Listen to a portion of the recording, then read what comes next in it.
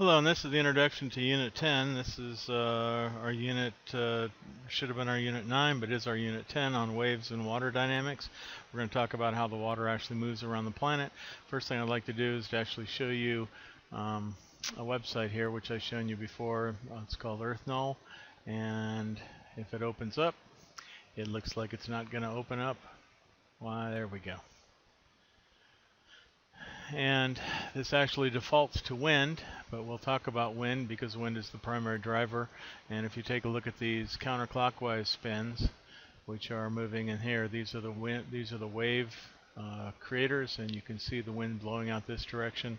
So the waves go out this direction, but you actually do have Coriolis effects. So on the northern hemisphere, the default direction is for water is 90 degrees to the wind.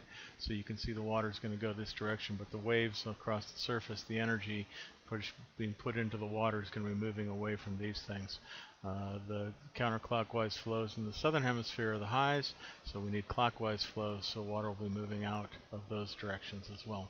But what I'd like to do is go over here and now say ocean and actually talk about waves, and here are the waves. And if we go in and we change to an equatorial view, we can actually go down, and when I showed this to my kids a couple weeks ago, it was a lot more red down here, but if we click into the direction, we can actually see that the wave height there is 5.86 meters. And if we get maybe a little towards red, 8.7, let's go over here, 8.765. We can go up to this red section, see that we're actually talking about 35-foot waves, 11, actually probably more than that. Almost 11 meters. Probably could find an 11 in there somewhere. Maybe not. But anyway, this is the creation of wind, and that low that was up there is creating pretty hellacious waves. If you were out there, 30-foot waves, even in a large ship, it's going to cause all kinds of problems. Okay, so let's talk about waves. It's always important to heed the waves. Here's a couple smiling. They just got married. Not paying attention to the water. You can see her mouth opens up, probably cold water, and they're grabbing onto each other a little heavier, and it knocks them both over. Waves have the potential to cause a lot of damage. It can actually change the shape of beachfront. It can certainly knock over you or someone else sitting at the beach, especially not when you're paying attention. Waves are moving energy. The force caused by waves to move along the surface is caused when you get the air and the water interaction to move. So we get the air, which is a less viscous fluid, to move faster. It'll actually start tugging on the water. It can also happen within the water when we talked about water masses back when we talked about density currents back in Unit 8. Wind is the primary cause of all surface waves, like I showed you in that EarthNull school website. Movement of fluids of any different density, this will cause internal waves. So we have the wind, which actually moves faster than the water surface waves, and the water surface waves moving faster in a different wave period, wavelength, than what are called the internal waves. And this would be like talking about the bottom water or deeper water masses. They are affected by other things. They do not move as quickly because they're moving through two relatively viscous, bottom one being more dense, more viscous liquids.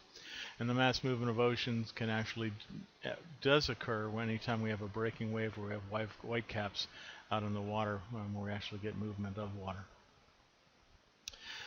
The cause of waves, we can have a couple of different things cause it. We can have tsunamis, which are really called seismic sea waves. They're not really tidal waves because tides actually are caused, that's the Earth, Moon, high tide, low tide. Seismic waves moving very fast, causing lots of damage. Tides moving once around the planet every 12 hours. So we get a high tide every 12 hours in most locations. The largest period wave packs a whole bunch of power, but it moves so slowly that it doesn't really register. And then we can also have human activities. There's a ship going through water, sunlit surface. You can see waves caused by wind, but you can also see waves caused by the wake.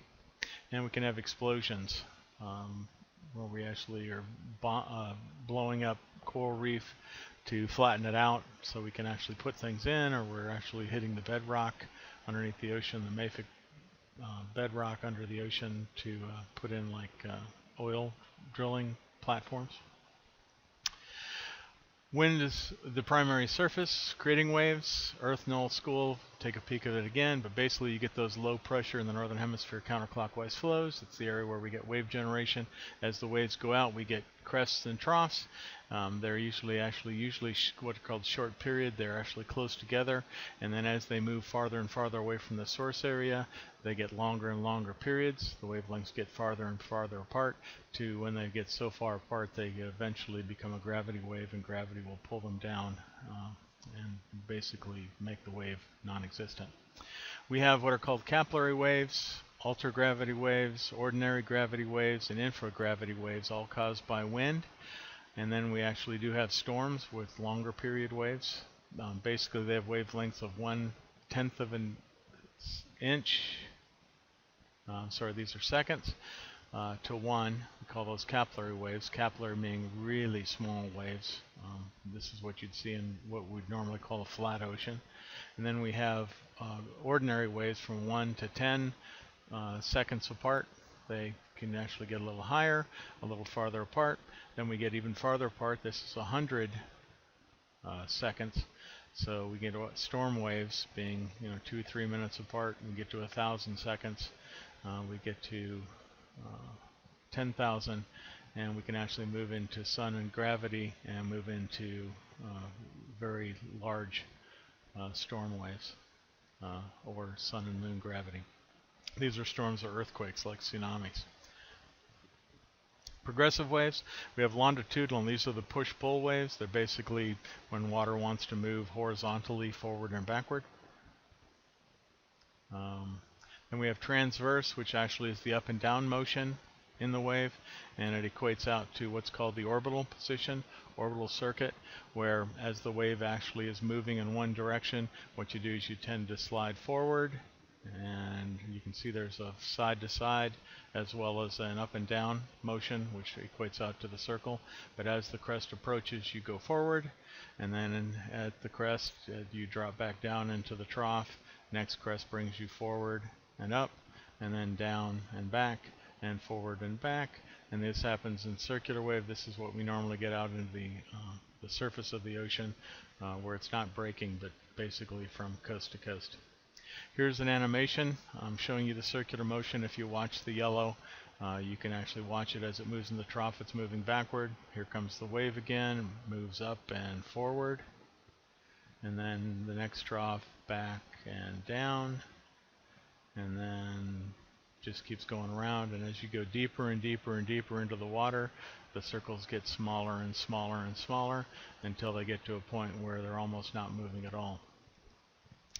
And we have, here's the longitudinal wave, the transverse wave up and down, and the orbital motion. If you watch this gull, he slides up and forward, that's the crest, and down and backward in the trough, and it's that nice circular motion. And this would happen if you're out in the ocean as well, although you may just feel the up and down motion. But if you were sitting next to somebody, you'd find yourself moving forward as they're moving maybe up and down, and you'd be moving backward if they're moving in the opposite direction.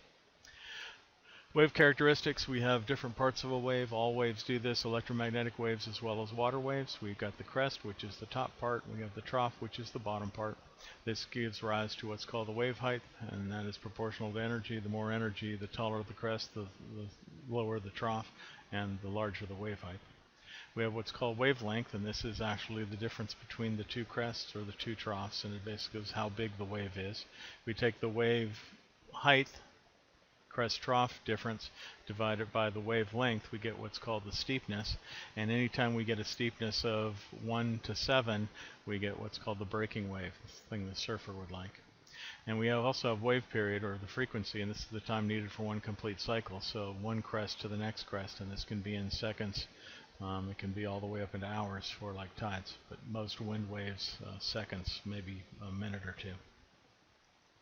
Wave characteristics, basically as the wave is moving, you get that orbital motion, which gets less and less and less, and to the point where it's actually non-existent, and that's equal to 1/2 the wavelength. So this wavelength, if this was 20 feet, this wave goes down 1/2 of that, or 10 feet deep. And this is why if you're ever at the beach when the waves are coming, it's a lot easier to dive down under the wave because the energy is less.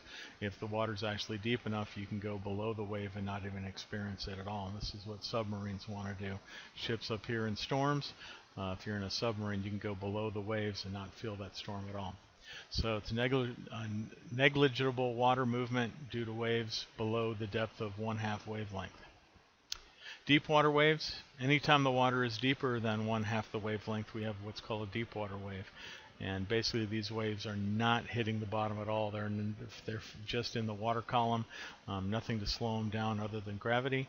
When we talk about tides, tides are 12,000 miles apart. There's no ocean that's that deep. They are never considered a deep wave, and tsunamis usually are not considered deep waves. So they're constantly being morphed or changed by the surface of the ocean floor. Anytime we have a depth greater than the length divided by 2, it's called a deep water wave.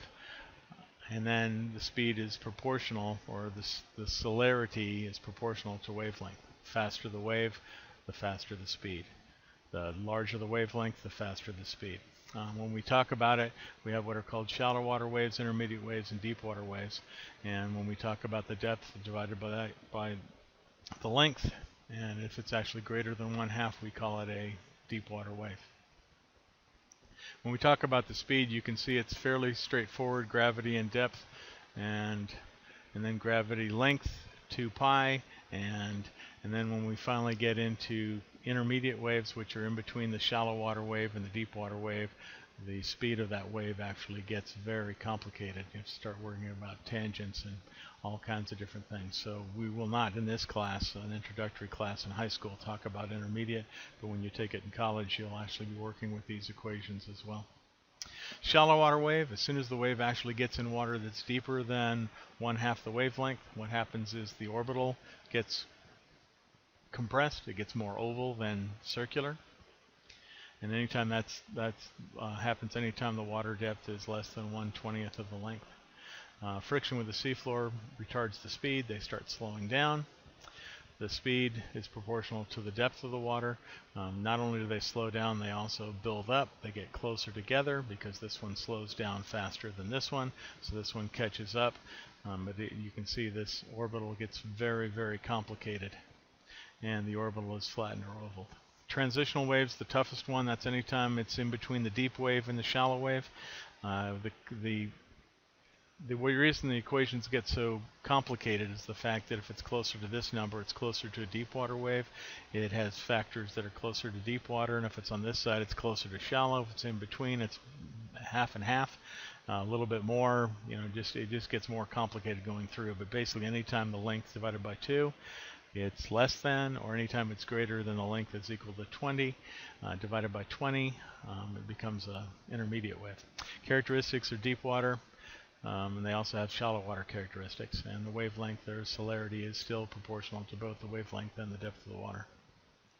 In the last slide we're going to do in this section, relationships. D is equal to anything less than length divided by 20, and depth is anytime greater than length divided by 1/2. If the water is deeper than the wave is tall, it's considered a deep wave. If the water is shallower than the wave is tall, we get all these complicated motions, and why this transitional wave is so important.